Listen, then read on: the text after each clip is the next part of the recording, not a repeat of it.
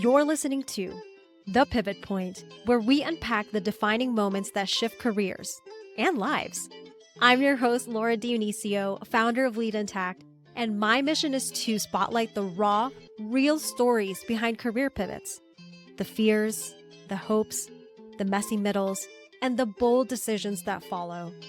If you're feeling stuck or quietly wondering what's next, I hope these stories help you see yourself a little more clearly and inspire you to start moving toward your own dream life. Let's begin.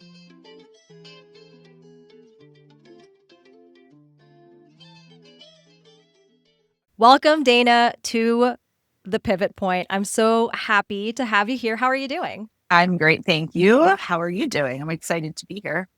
I'm excited to be here too, especially because the last time we caught up was a month ago, and then the last time before that was 15 years. Yeah, So I feel like we're doing really half. well. Yeah, so we're doing really well in catching up. Yes, far more successful on this effort. Yes. Okay.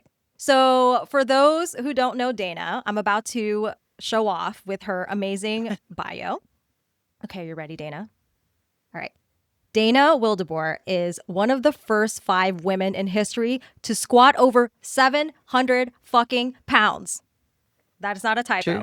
God damn. Okay. Focus, Laura. A national champion, all-star cheerleader, and multi-sport coach. She has spent over a decade honing her strength and movement coaching skills in ways that transcend the progress in the gym.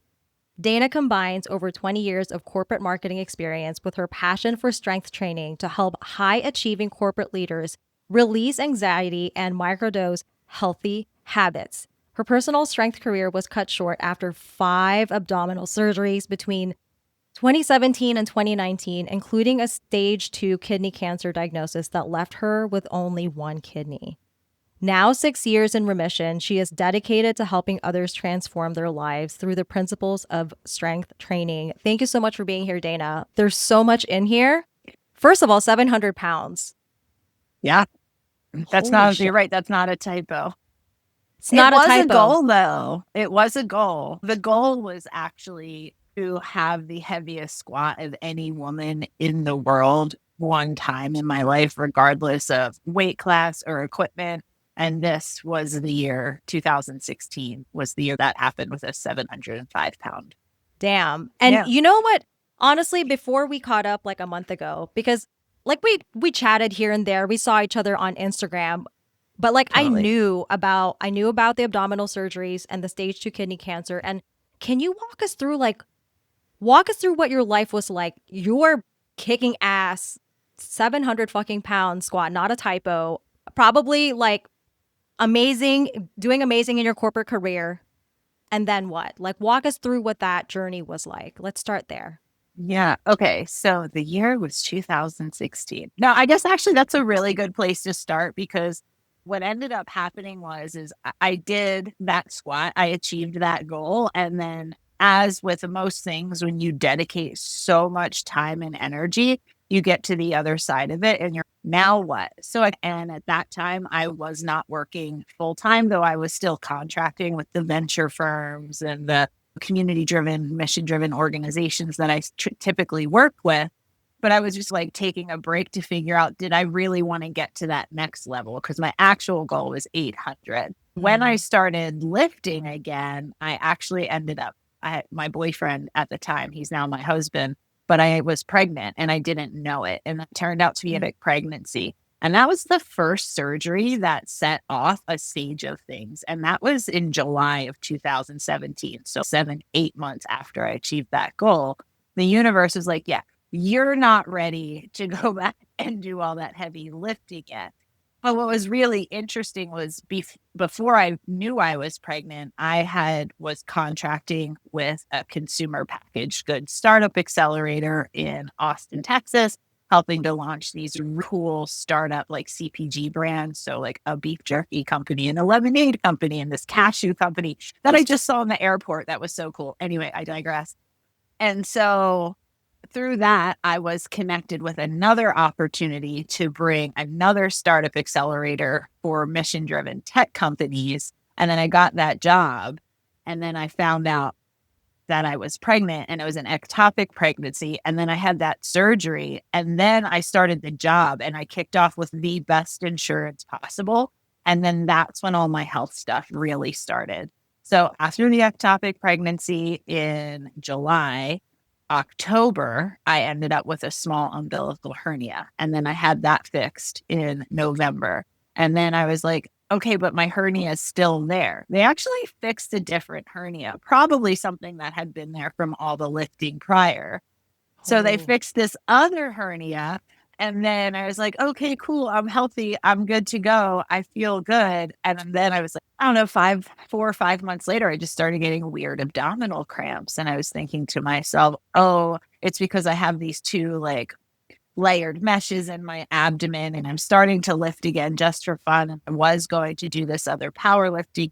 2018 comes around and I just told my doctor about it at a regular checkup. And she was like, let's get you this ultrasound. And they found a mass and sent me for a CT within 24 hours. And then within hours of that, they were like, we know that this is a malignant mass based on just how things look and how good imaging is, but you need to go see an oncologist and all of this stuff. So then that was in October of 2018. So a year and a half later, I had that surgery right before Thanksgiving that year. And they took out my kidney and I was fine and I thought I was good. But then fast forward 3.5, 4 months later, that incision failed. Turns out people who have open surgeries like I did, because I had layer meshes, so they couldn't just go in through my belly button like they wanted to. They had to do a pretty big open surgery. That incision failed, and that fails in 30 to 50% of patients, depending on the research that you're reading. And I'm just someone where it failed. So then I walked around for months with a fist size bulge coming out of my abdomen and did a lot of research on what kind of surgery I wanted to have to pull my abdomen back together, because plastic surgeons would not touch me. And I also had a bit of diastasis recti, probably from my abdomen being blown so much and come back down. And so by the time I went to get it fixed, I ended up choosing, which was now almost a year later, I ended up choosing probably the most aggressive surgery I could have. But what was really good about all of this, what is like the one thing that happened for me when all of this started? I got a full-time job with amazing benefits just because I thought that's what I was supposed to do. All surgeries, everything, it cost me $1,000. Wow.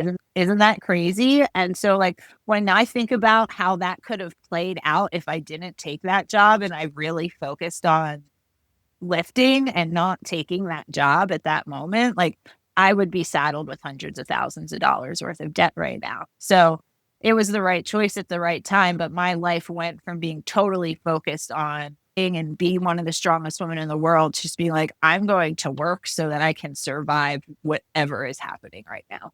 Yeah. So, okay, there's so much to your story, so much in there. First, I want to your point, you didn't know all of this health stuff was going to happen, and you made a decision to like, yes, your focus was now, you did the 700-pound squat, right? And then your goal is 800, but then you made a decision, okay, let me just go for this mission-driven tech job. What was going through your mind? Like, what was it that made you choose to do that? I'm sure I was being driven by not enoughness and feeling let down, like I achieved this goal, but I was totally burnt out and I didn't know what triggered all my abandonment issues. And like I was abandoning myself. And the only thing I really knew when at that point in time in my life, when I felt the most successful, was when I had a full-time job and an activity-based hobby. And so like I went back to the structure of my life. It was the best thing I could have done for myself at the time. It really was, because it was a really cool, fun job. And I had an amazing mentor and an amazing boss and incredible team members. And then I got real fortunate on the benefit side of things too. Yeah. And I just really want to emphasize for the listener that what I love what you did is that you like took a pause. Like instead of riding that high of 700, I'm going to do everything. I'm going to put everything to this thing. You were just like, hold on, is this what I really want? And in the end, that saved you thousands, probably hundreds of thousands. of dollars. Yeah, I saw and some then of the medical bills. It was wild. insane. The other question I Mhm. had is, it sounds like this was about like a year or two of surgeries trying to figure things out. Is that time? Like it took about a year to two? Yeah. From July 2017, August 2019 was my final surgery where I had everything Okay. And matched up. what I'm thinking about, like maybe not all the listeners can relate to like a medical like unknown, but now you can look back and say, oh, it was a year. A year is nothing. But at the time, I'm sure you're like, I have no idea what the fuck is going on, how long this is gonna go on for, and like how am I gonna get Well, back to training? Actually, yeah, walk it was us 2 through that years. year. I mean, it 2 was 2 years. years. 2 years. And over the course of that 2 years, every surgery I had, it got progressively worse and progressively harder for me to recover from. Like I went from a hernia surgery to literally having my abdominal wall like sewn together and meshed together. Right. My abdominal wall was separated. They laid mesh in between. It's called a retrorectus repair. And then that's as much as I know about it. Let's be real. But that over the period of time, like I went from squatting 700 pounds to my recovery from that surgery. My boyfriend, now husband, actually had to pick me up. Actually, we were engaged. He was my fiance by this point, but he actually had to pick me up out of bed and help me get to the bathroom. And like he bathed me. So like I went from being my possible strongest to like having some of my weakest moments at that last in August of 2019 for sure. And that's like a mind fuck, right? That's a super mind fuck. I didn't know what was going to happen after that. I just knew I wasn't going to stop moving because you need to move. That's all I knew. I had a job that I could pay my bills and could support me, support us, and that I had to move my body, whatever it was. And I had a friend, I think it was like my second week of recovery. She came out from Philadelphia and I'm a shopper. So she took me shopping because I'm not really working full days. I'm checking in and then I'm taking naps and then I go do something with a friend. And I went out shopping and we went to Lululemon and I was like shuffling and she's like, are you okay? Because like people aren't used to watching me like painfully shuffle my feet across the floor. And I was like, it's time to go home. I need to lay down. So yeah, it was wild. Yeah. And the reason, by the way, if you're like, why are you still stuck on this 2 years? Is because honestly, Dana, like how fucking powerful that even in the midst of the uncertainty, the pain, the healing, the like probably identity shift, would you say? What was that? So much identity. Yeah. Walk us through. I really want to zoom in on like, what were those 2 years like? Not because I want you to relive it, but just because like I want the listener to really hear what it was like. And despite that, you said two really powerful things. I won't stop moving my body and I had a job. It sounds like despite all of that, you still had something anchoring you to like prevent you from like spiraling into despair. But tell me more, like what was it like in those 2 years? Yeah, what was it like in those 2 years? The job, I would say, just gave me that. So I'm an extremist, obviously, right? I like to do everything to the nth degree. So honestly, what the job did was give me the opportunity to separate myself from the reality of what was happening. Well, it couldn't. Like by the time that last surgery came around, I was like, okay, there is something I need to deal with here because this is just, I started listening. I started wanting to have awareness. And where over that time, between 2017 and 2020, I had hired a coach like to just help me create awareness for things over that. By the time I got to that last surgery, I was like, okay, I am aware that this is not what I want for my life, but I have to go through this process again. But I get to decide what I want it to be on the other side of this. And so like for me, that surgery in 2019 and that healing process was like the opportunity for me to flip the script. And then my husband and we ended up getting married 3 or 4 months later after that. And I decided I was going to assume his name because I was like, Dana Wildebore gets to be new. Dana was cool. She was powerful. She did some wild shit. I have done some incredible shit. Like when I rattle things off to people, I'm like, is that actually my life? But in my life, Dana Wildebore, she gets to be new. She gets to be curious. She gets to explore things differently. And so it's taken us, we've been married, will be 6 years in November for me to get to this point now where I'm like, I have figured out what exploration means for me and the risk that I'm willing to take on to make that happen. It would never have gotten here if it weren't for those experiences and my desire and just understanding and being like, okay, this ain't cool. This has got to stop. And by this, say more about like, what is this? Oh, just like my body continuing to fail on me when like I was this pinnacle of strength and like being like, no, no. And it wasn't just a broken toe or a broken ankle. No, like I had repeated injuries and surgeries to my abdomen, to like where your sacrum and the center of your chakras are. And so the night we got engaged, actually, I asked for it. My father-in-law bought me this book, and this is like what I started reading because a friend recommended it who was very aware. And I was like, oh, this makes so much sense. That was like my gateway drug. I love it. Eastern So honestly, it sounds like Dana, like pre-marriage, super badass, by the way, pushed her body to the limit, had a rude awakening. And then when you talk about like Dana gets to be Dana Wildebore. It's okay. Could you imagine if I hyphenated that? Oh my God. No. So when you talked about the identity shift, you're like, Dana Wildebore gets to be somebody different. Like, take us through the moment of like what you decided and then who is Dana Wildebore today? Okay, so it's so funny, and my mother-in-law is so bummed she doesn't have this video, but I'm talking like moments after my aunt married us, after we did our vows and she closed the ceremony and declared us partners. I was like, I'm a Wildebore now. And it was just like, I don't know, it's a big day, it's a big moment, and we had a very cool private wedding. We eloped in the mountains of Utah, and it was just our parents and my aunt and her partner. And the photographer, because you need the photographer.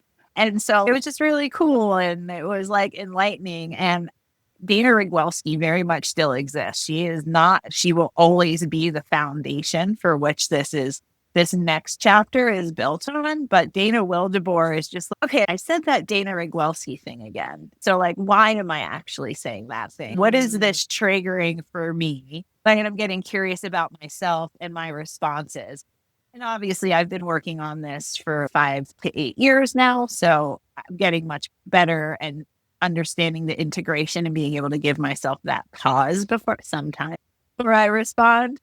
But yeah, I mean, she's not gone, but the evolution into Dana Wildebore has definitely been one that's much happier, focuses more on like movement as medicine and as a help get my mind out of that cycle of just berating self-talk and not enoughness, and really figuring out, at least for me and how I see it in other people, in those like high achieving corporate investment levels that I was part of, seeing how movement and mindset really drive success. And I was like, there's something here. This is what I want to get curious about now, like the direction I'm working in now. Okay. So it sounds like, you know, what's so incredible, Dana, is like you didn't let this physical experience like stop you from still being in love with the physicality of things. Cause I can see how some people might respond and be like, I'm just never moving again. So walk us through like, how has fitness played a role in your life? Because I know, and you can talk more about this, I know you're starting something new now, but like talk about like the new Dana Wildebore, right? Were you still in this corporate job? Like, talk us through that and how fitness has been, like what role it played in your life. Yeah, which got me to strongman, like which got me to geared powerlifting. It's always been a theme in my life. So I honestly can't imagine my life without movement in it. My specific modality is strength training, right? But like I believe in being a multi-sport athlete now at this point in my life, because I went from where it's like, hey, walking around the block is going to knock me out, to now I'm back to lifting weights and stuff again. And so I can't imagine my life without movement being part of it. It's just when Dana Wildebore took on that persona, she did it with a little bit of a gentler touch that he did, and a little bit more grace for where I was, because like she remembered what Dana Wildebore had gone through and how she had to heal to be able to be like, okay, when I had that surgery, I was like, my goal is to be able to go walk in the mountains with my husband for our photos. My goal, right? That's what we were working toward at that point. We got some banging photos. You did. I remember. Up in the hills. Yeah. I remember seeing them. Yeah. Yeah. And you said something like very interesting that I am super intrigued, and I'm sure the listener is like, what? You said something about like movement and corporate life. So tell us more about that. Like, what does that mean? What does that mean? So that's what I'm really interested in exploring right now, because where I was working, and I was definitely on the early side of business, the ideation side, the venture investing side, the building, right? And so when I'm looking at the people who are building these companies, the founders, their investors, their board members, all of that stuff, some of these are like really successful people. I have noticed is the people who have the most clarity and by society standard, the most success is movement for most of them is part of their day to day. Somehow they get it in. Maybe it's like a social component and they'll go to some sort of group fitness class with a bunch of friends. And then like you go out and you talk about all of your core stuff. Or I worked for an investor once who told me one of the best ways he likes to get to know his founders is by going out and doing some sort of hike or a workout with them that forces you to be at the edge of your limits and your comfort zone with each other. Because that's what happens when you're building businesses.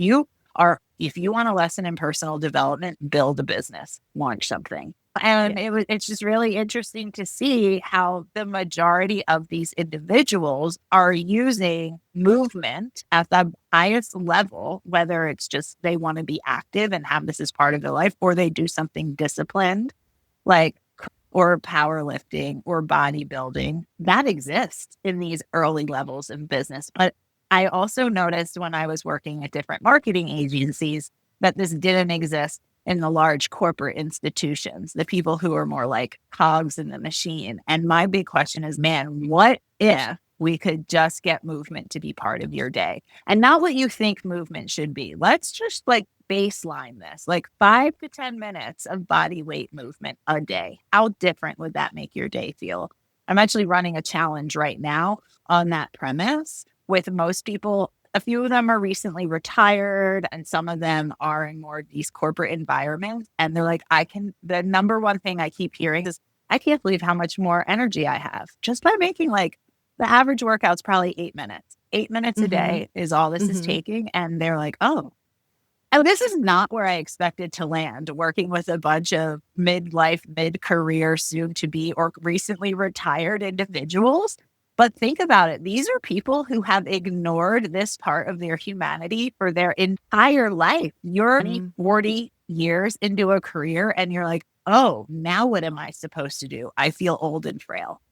I feel mentally beat down. My hips from sitting so long don't feel good. And I'm like, oh, you need to move your body is the answer at the highest level. Consistently, you need into your life. Yeah. Dana, you just honestly just blew my mind. No, I'm serious because, yeah, we know each other through fitness, right? So I have been moving this whole time. And yes, it makes sense to me, like, that you have these, like, those about to retire or those whose bodies are like, oh, we better move now. So I get the idea that movement is great for longevity so that you can enjoy life at a later age. The reason you blew my mind is that you said that based on your experience and observation of those who are successful, I think you said in like those starting their own business, like that founders, that kind of thing, is that they had a daily movement and it actually led to success. And I really want to explore that topic because my listener, if they're like me, they're like very high performing, very anxious, even if they don't know it. Familiar.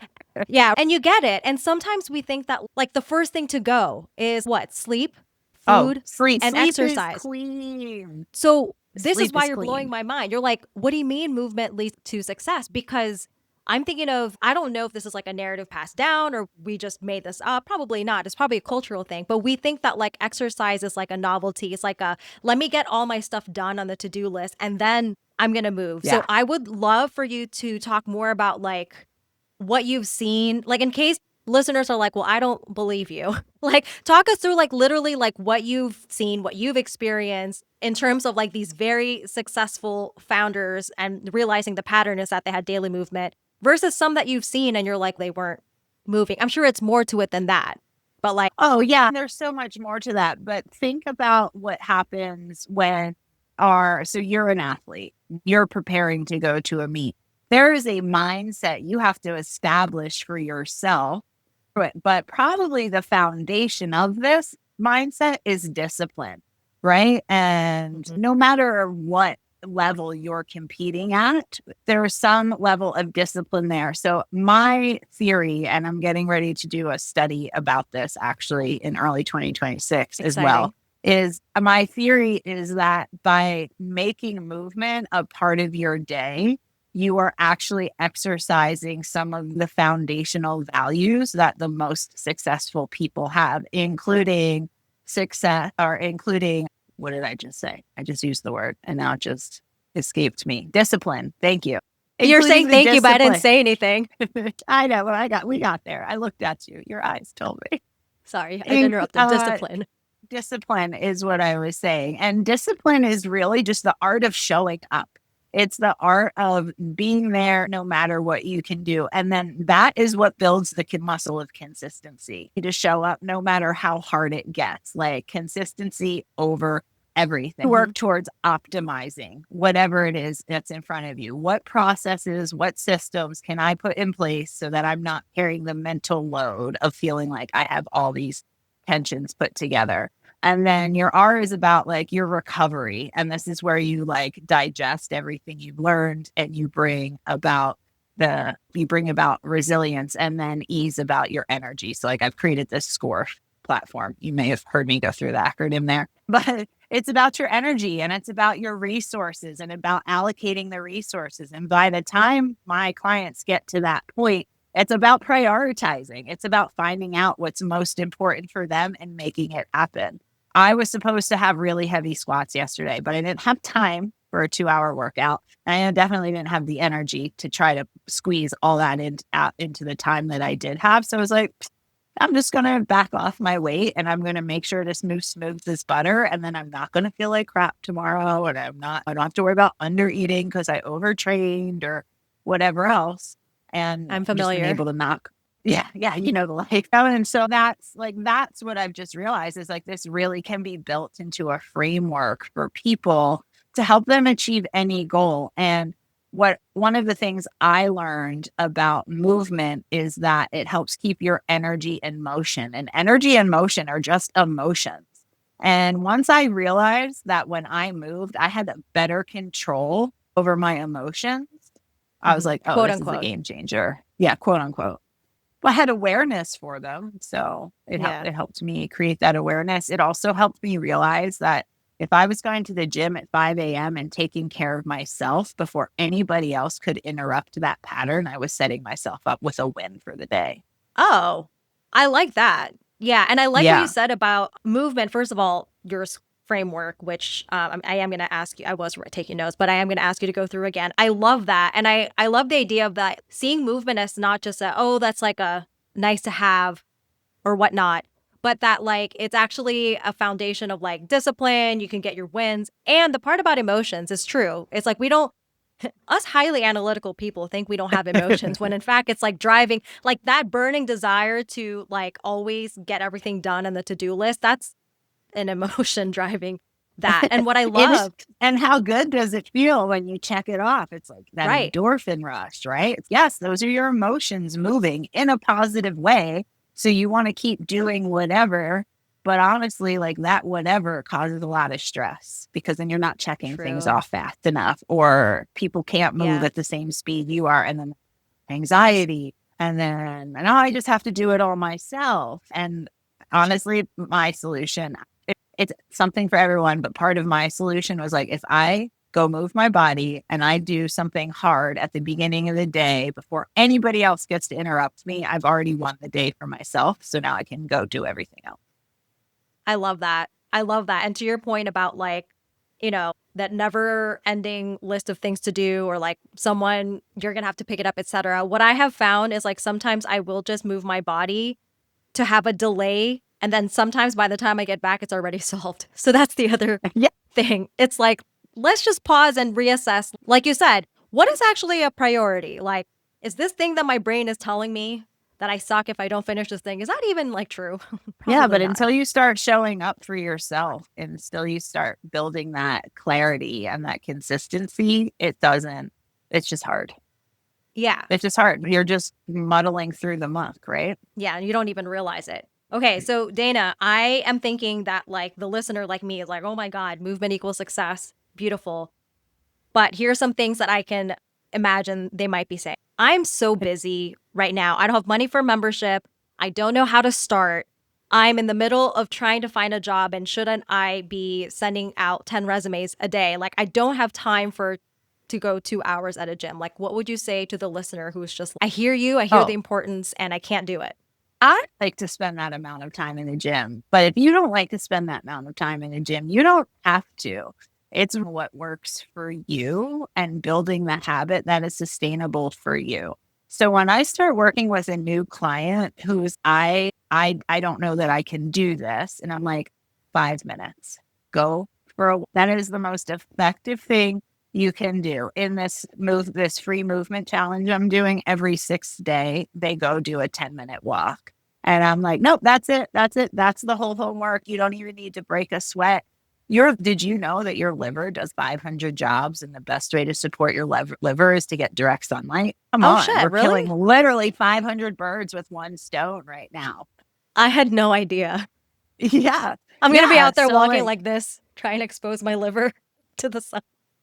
It comes through the skin. The skin and muscle is your biggest organ. Okay. But yeah, so you don't have to. So I see that disconnect, but you don't have to have 2 hours a day to go to the gym. If that's what you want to work toward, great. We can build up towards that, but you don't need to do that to quote unquote be healthy, or just need to figure out where it fits in your life in micro habits, like little micro doses of things. And so I recently did this gram reel about why we should love and respect burpees. We don't have to like them, but why we should love and I saw that and them. I was like, I'm not watching because I'm insulted.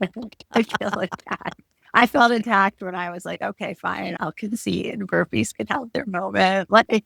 But also, like, you hear a burpee and you think full explosive burpee. You're not actually just thinking about the art and science of being able to get yourself on and off of the floor. It's just the ability to get yourself on and off the floor. So if you're someone that doesn't have 2 hours a day, are you confident that as you age, if you were to fall, you can get on and off the floor? Are you confident that as you age, you'll be able to stand up off the toilet by yourself? If not, go do that walk, practice getting on and off the floor for 5 minutes, sit in a chair 50 times, like continuously. Like, there are small little micro habits that we can use to create consistency that you get to build this into your life, how it works for you. You don't ever have to set foot inside of a gym. And I'm a personal trainer as part of this too, right? So you see me in the gym, but I'm never going to make anyone feel like they have to pay for a gym membership, because really all you need is yourself. And I've written now 2.5 weeks worth of workouts that prove it. Amazing. Amazing. Dana, I'm sure the listeners like, okay, Laura, ask her questions about what does she do and how can we work with her and all that jazz. So I'm curious, 2 questions really. Like, you mentioned there's a free movement challenge. You mentioned you are starting a study in early 2026. You have the SCORE framework that you talked about, but also because this is the pivot point, how did you, because we started off, I mean, there's a lot of years in between. I understand that, It's okay. This is only like a 45-minute to an hour podcast, but walk us through, like, how did you go from, like, what did you say, mission-driven tech to now it sounds like you're doing this really fucking cool thing, helping people, movement, like all that. So walk us through all of that. Yeah. Like I said, movement, it has always been something I've loved. And I've always been a coach or a personal trainer on the back end. I think like I assumed that identity more over my life than I did this like corporate identity, at least to the people who were part of that life, the people, corporate life know that like I'm really big into this and it's a big part of my life, but I don't think they really realized how much. And honestly, what ended up happening was a year ago, I was just given an opportunity to make a decision. I got to make a decision. The CEO of the company I was working for just came to me and she was like, very honest about that. She loved me and appreciated me, but she needed to do something different with my department at the time and was about who or what the right hire would be. And I essentially was just like, I think it's a good time for me to leave the organization. At no point was she like, you should leave the organization. Very much was like, you know what? This has been causing stress in my life, using some of my awareness and my skills and keeping in motion. And I was like, this has actually always been a really big point of stress for me because this isn't where I feel my best. This isn't where I actually feel the most aligned. And like, that's a really hard conversation to have with yourself. But when you finally do and you come up with the agreement with yourself, I was like, what I really want is a break. We took a couple of months and I took a couple of contracts and we figured out what a break looks like for me so that I could get to this point where I'm like, no, what I really want to do is connect mindset and movement for people.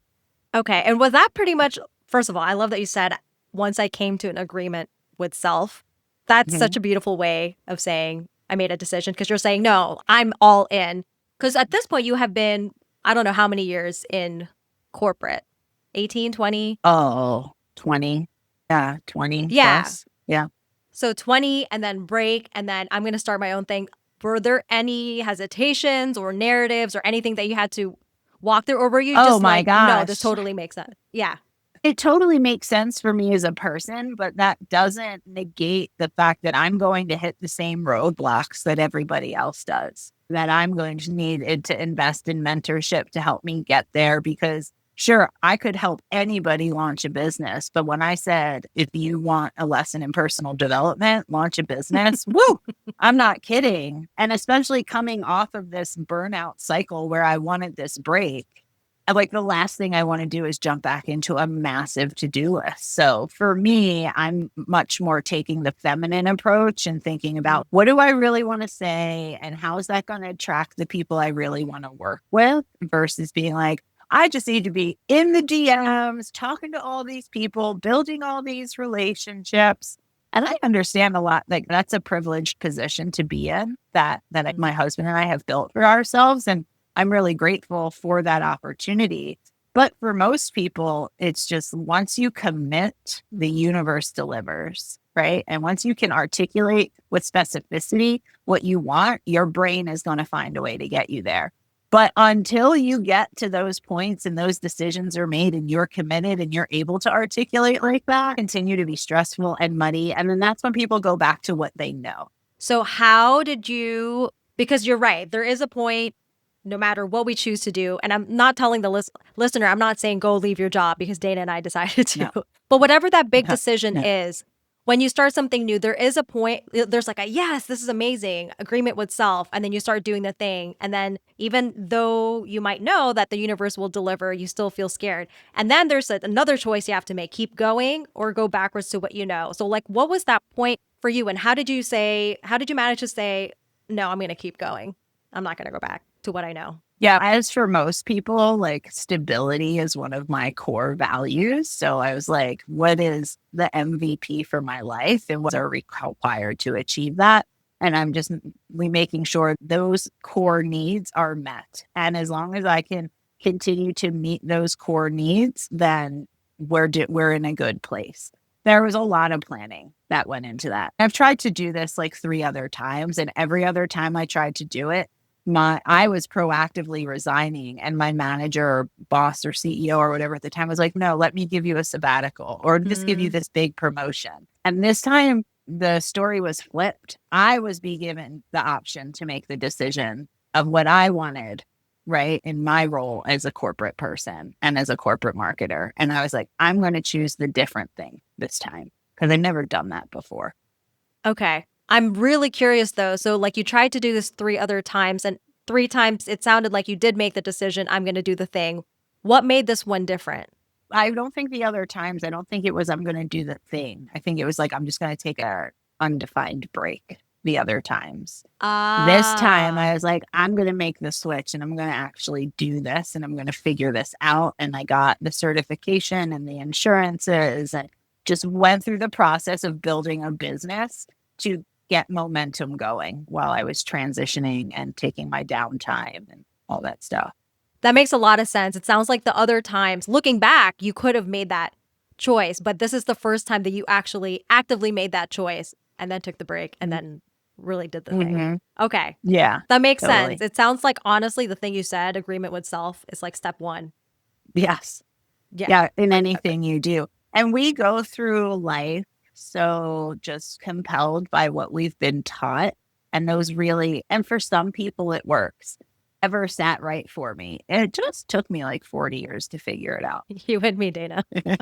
Totally. I bet the listeners are like, Dana is so badass and I want to be part of this free movement challenge and I want to follow her and I want to be her and I want to work with her. So like tell the listeners, how can they get in touch with you? What do you have going on? Like all the things. Yeah, sure. All the things. So I'd say the best way to catch me now is on my Instagram, which is at the only sweet D. I may eventually getting around to change that, but right now that's where we are. At the only sweet D. That's where I'm posting most of my content and things of that Great nature. content. There's a newsletter that's on the way. And if you want to be part of the 31-day challenge, just click the link in my link tree and you can sign up for it. And then you'll get the link to the spreadsheet, which has all the demo videos and everything else in it. Yeah. I love it. Dana, thank you so much for being here. I have one last question that I ask all of my guests, which is if you were an item at a coffee shop, coffee, paste, whatever, what would you be and why?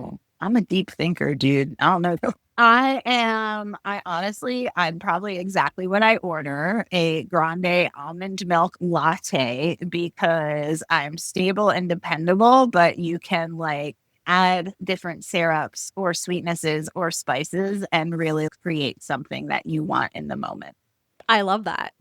I love Yeah. that. Deep and delicious. Always. That sounds wrong. I might edit That's that it. out. Just a little bit. And the way I said it. Oh my God.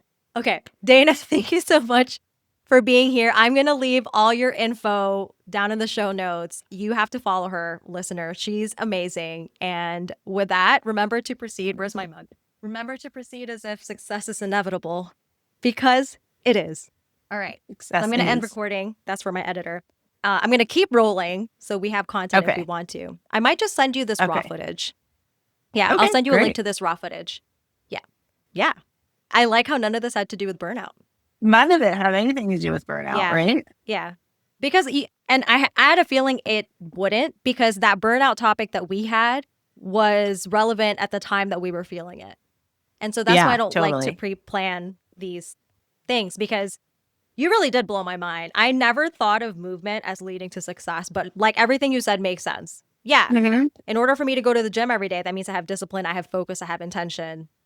I have to have the right mindset when I'm entering the gym. I have to prepare. I have to be able to plan. If I have a lot of things happening, I have to be flexible enough to, like, I'm like, oh shit, those are signs of a great leader. Yeah, exactly. Yeah, that blew my mind. How do you feel? Do you feel like you, what was your intention? Clarity and story?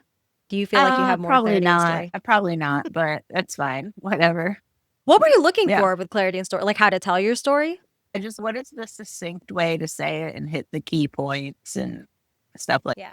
Who's your audience again? Like people in corporate who need movement or who's your people in corporate? I would say it's like a high achieving woman or corporate leader who doesn't move. That experiences a lot of anxiety, lives a sedentary life, is really focused on bulldozing their career and not on themselves. Yeah. It's just because I love story crafting. It's a lot easier when it's not me. What stood out to me is the fact that you were that, even though not corporate per se, you were hyper focused on 700 pounds to the point where like to your own detriment. Like you did touch upon that. The fact that like, oh, this hernia probably happened through training. So there's that overexertion. There's the looking at the goal so externally driven. Like, does that externally focus that you're not tuning into yourself until you were forced to? Or that's your arc. And then you had to pause, and then you had no choice. And then despite that, you still decided to love movement because you knew that that was important. You knew that it wasn't movement's fault. You started to look within, like, what is it? Forced you to slow down. You hired support, by the way. You want to mention that you hired support because then the clients are like, well, if she hired support, then that means I get to hire, And you want to like, because my clientele is like high ticket item, I put an amount out there. I say something like, I invested in 6 figures in myself because I knew that's what I needed if I wanted something bigger for myself. The reason I say that is so that by the time I pitch my thing, they're like, oh shit, 10K is nothing. You know what I mean? So I don't know what your pricing is. But I think that was important in your story is that you didn't do it alone. Yeah, you had your husband, but you had outside support, and then you continued the work. And then I just needed that completely objective look. Wasn't in it. For me. No, like in life. Oh, yeah. For everyone. Yeah. So that's why I think it's important to mention that in your story. I think it's important to mention that, like, do you need the pause? I'm trying to think. Because I am basically, if I wasn't going to the gym, I probably would be your target person if I wasn't into fitness. And I'm thinking, if I wasn't into fitness, the thing that's going to relate to my story, to your story is all that arc, that pain, that, oh shit, body got fucked up and I had to rest for 2 years. I had no idea. Complete out of control, like you had to let go of control probably. You didn't say that, but I'm guessing you had to. Whereas everything used to be very controlled and centered around the 700-pound goal. You couldn't do that anymore.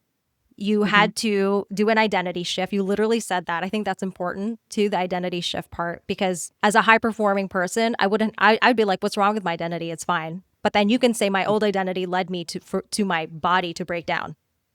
Not that there's anything wrong with that, but she had to evolve. So like, I think that's powerful. And then the thing that you said about like your years working with like startups and stuff like that fucking thing that you said, that movement led to success, that's huge because that blew my mind. I had no idea. You would think I would, because movement's important to me too. That's important because then it's like, wait, I want to be successful too, and I don't want my body to break down. Oh, so now not only am I doing this because it's good for me, which I knew already, but it's actually going to get me what I want. Like, it's going to help me be more successful. That's what's totally. Big thanks again to Dana Wildebore for sharing her story so openly. These conversations are such a reminder that no pivot is too messy, too late, or too unconventional. If something she said resonated, don't keep it to yourself. Share this episode with someone you know who needs it. And when you're ready to start your own pivot, head to www.leadintact.com for free resources or book a free 20-minute call with me. I'm here for you.